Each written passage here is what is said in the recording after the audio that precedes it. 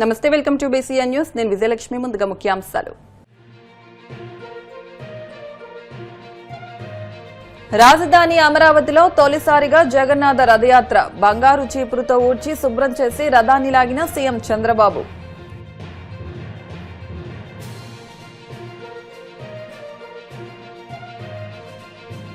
Tadepalligudem eat street లో ప్రజల మధ్య అల్పాహారం స్వీకరించిన కేంద్ర మంత్రి శ్రీనివాస్ వర్మ. త్వరలో భీమవరం, పాలకొల్లులో ఈట్ స్ట్రీట్లు ఏర్పాటు చేస్తామని వెల్లడి.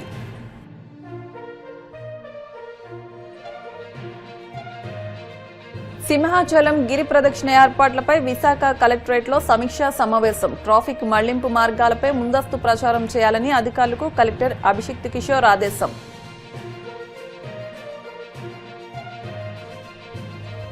జగన్ను విమర్శించడమే చంద్రబాబు, లోకేష్ ఏకైక పనిగా పెట్టుకున్నారన్న రాచమల్లు. లోకేష్ కడప జిల్లా పర్యటన వల్ల ఒరిగేదేమీ లేదని ఎద్దేవా.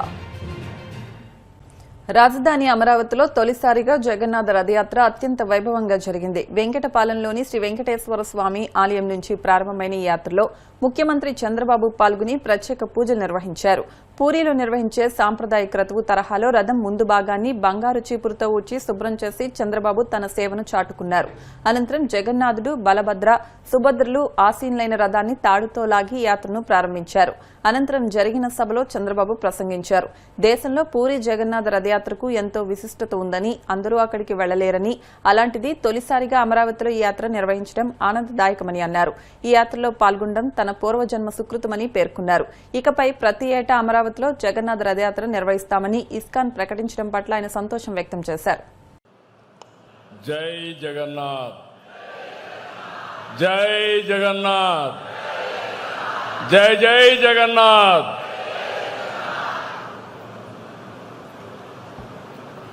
इस ग्रेस श्री मधु पंडित दास गारू, प्रेसिडेंट इस्कॉन, चेयरमैन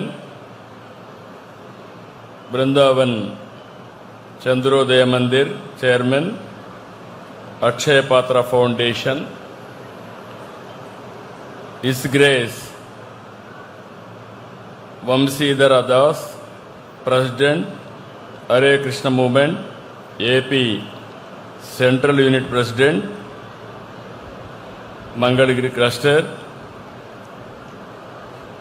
गौरवनीयुलु केंद्र मंत्री चंद्रशेखर गारू, स्थानिक पार्लमेंट सभ्युलु कूडा,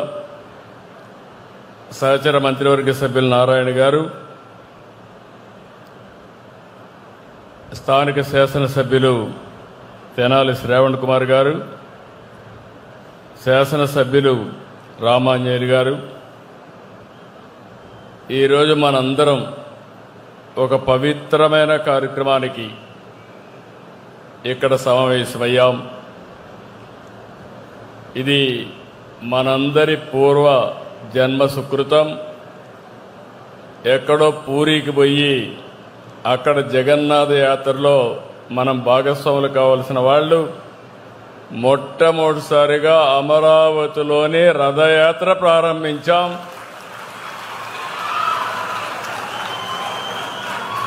ఈ రథయాత్రలో భాగస్వాములైన మిమ్మల్ని అందరినీ మనస్ఫూర్తిగా అభినందిస్తున్నా.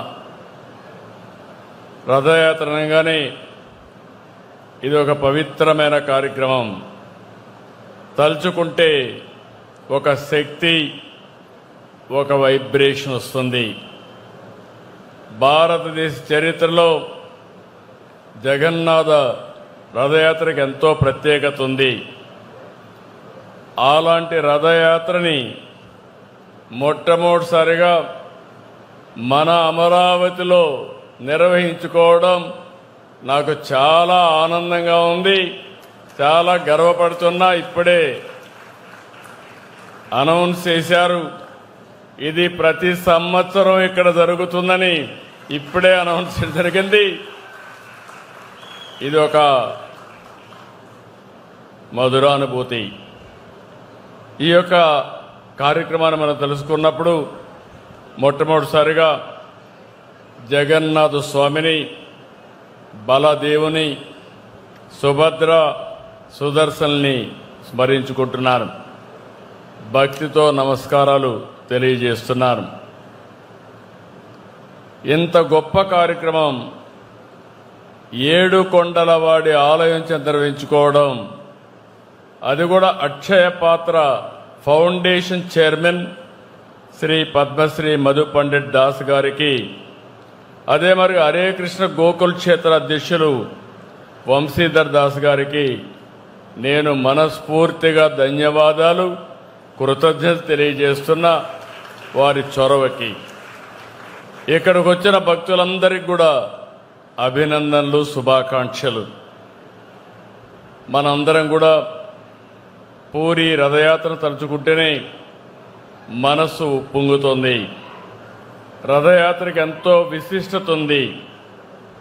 ఇలాంటి కార్యక్రమానికి మనం ఇక్కడ శ్రీకారం చుట్టాం.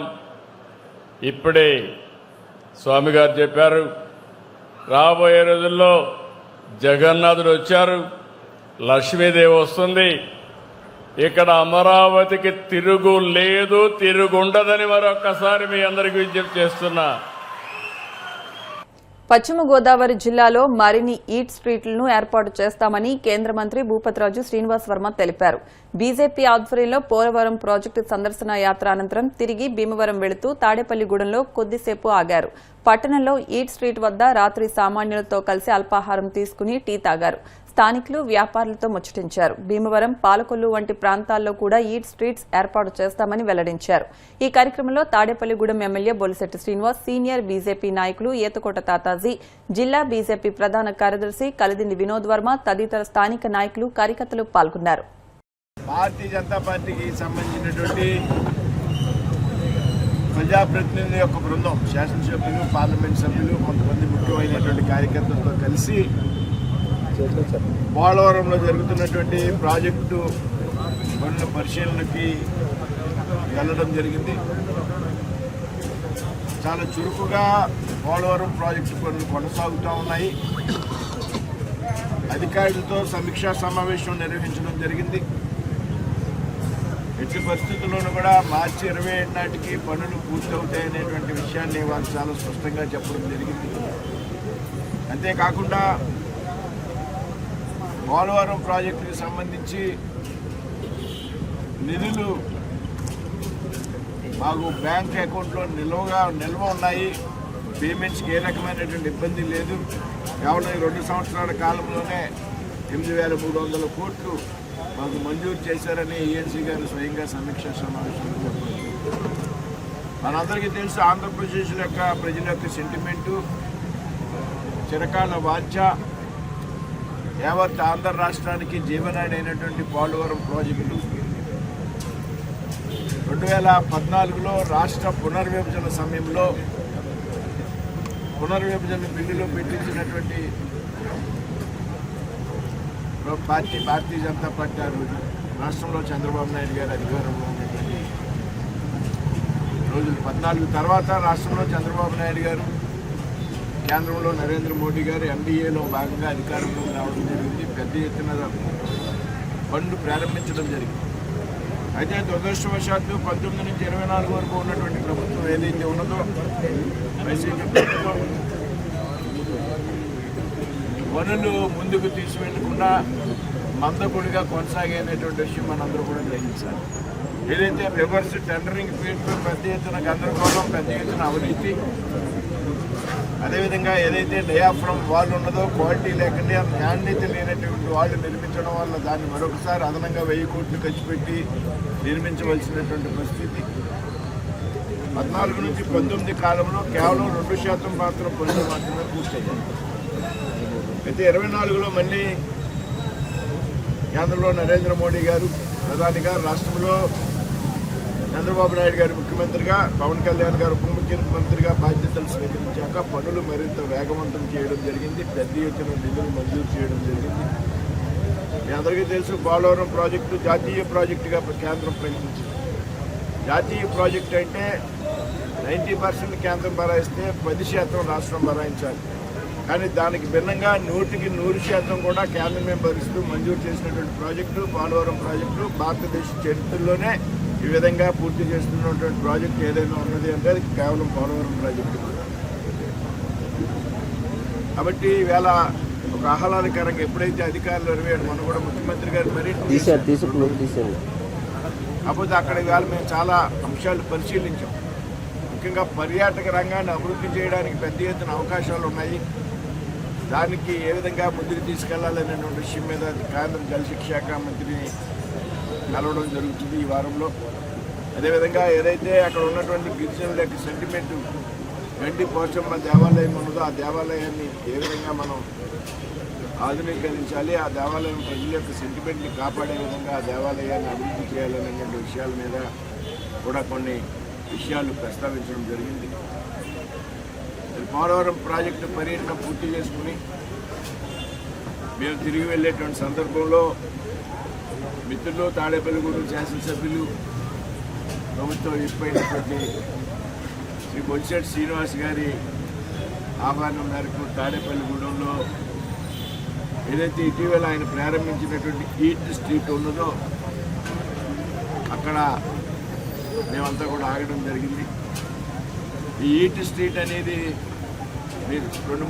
ఆంధ్రప్రదేశ్లో 2-3 ప్రాంతాలకు మాత్రమే, ముఖ్యంగా నగరాలకి పరిమితం ఉన్నటువంటి పరిస్థితుల్లో ఒక విభిన్నమైనటువంటి రీతిలో తాడేపల్లిగూడెంలో ఈ జిల్లాలో ఉభయ గోదావరి జిల్లాలో మొట్టమొదటిసారిగా ఇక్కడ ఈట్ స్ట్రీట్ని శాసనసభ్యులు ప్రారంభించడం.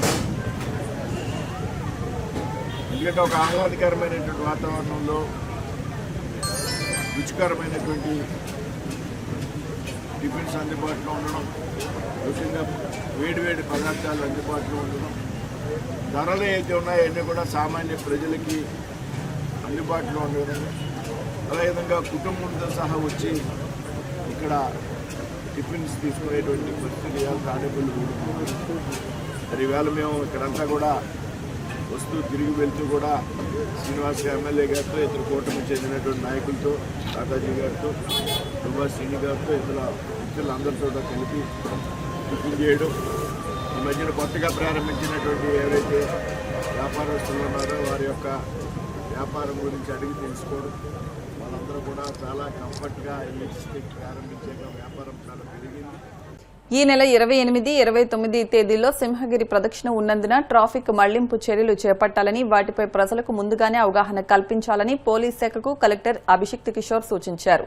సింహాచలం శ్రీ వరాహలక్ష్మి నరసింహస్వామివారి గిరి ప్రదక్షిణ ఏర్పాట్లపై విశాఖ కలెక్టరేట్లో సమీక్షా సమావేశం నిర్వహించారు. ఈ సందర్భంగా కలెక్టర్ మాట్లాడుతూ నో వెహికల్ జోన్లు పెట్టాలని, ప్రత్యామ్నాయ మార్గాలపై సోషల్ మీడియా, ఇతర మాధ్యమాల ద్వారా విస్తృతంగా ప్రచారం చేయాలన్నారు. శ్రీకాకుళం, విజయనగరం నుంచి వచ్చే వాహనాలను ఆనందపురం నుంచి సబ్బవరం మీదుగా మళ్లించాలన్నారు. కార్లు, బైక్లు షీలానగర్, నరవ మీదుగా అస్కపల్లి వద్ద హైవేకు చేరుకునేలా చూడాలన్నారు. నగరంలో హనుమంతవాక నుంచి మద్దెలపాలెం వరకు నో వెహికల్ జోన్ గా ప్రకటించాలని ఆదేశించారు. బీచ్ రోడ్లో కురుపాం జంక్షన్ నుంచి అప్పుగర్ వరకు కూడా నో వెహికల్ జోన్ గా చేయాలన్నారు. ఈ ట్రాఫిక్ మళ్లింపులపై ప్రజలకు ముందుగానే సమాచారం అందేలా చూడాలన్నారు. 28న వీలైతే విద్యా సంస్థలకు సెలవు ప్రకటించాలన్నారు.